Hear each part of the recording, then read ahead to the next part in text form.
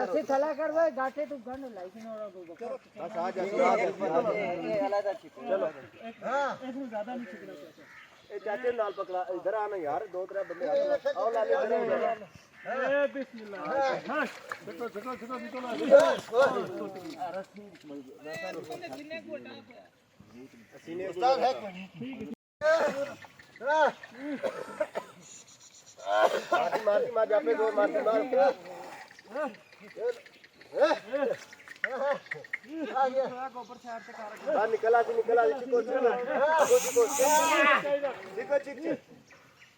हां ला दो फुंडन आप मारा जोर करे ना बस भाई हम का चल भाई एक मिनट थोड़ा जा मुंह में चल वो वास्ते हो आ गया चलो चल आ गया हम बेली उतला निकली कोई नहीं थोड़ी देर पहले जान सोजन बस भाई मेरा इन्होंने तो पहुंच दिया मौलवी साहब इंसान ही ला कर है ना तो बात करनी है ओनु भी कड्डो बेचारे नु पर रस्ता सुटो ओनु भी फड़ के कड्डो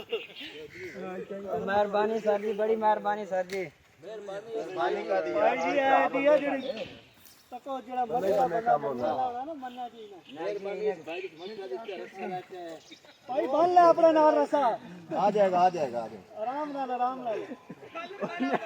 निकल आया तू सीधा हां वो ला चाला उधर चाला आने चलो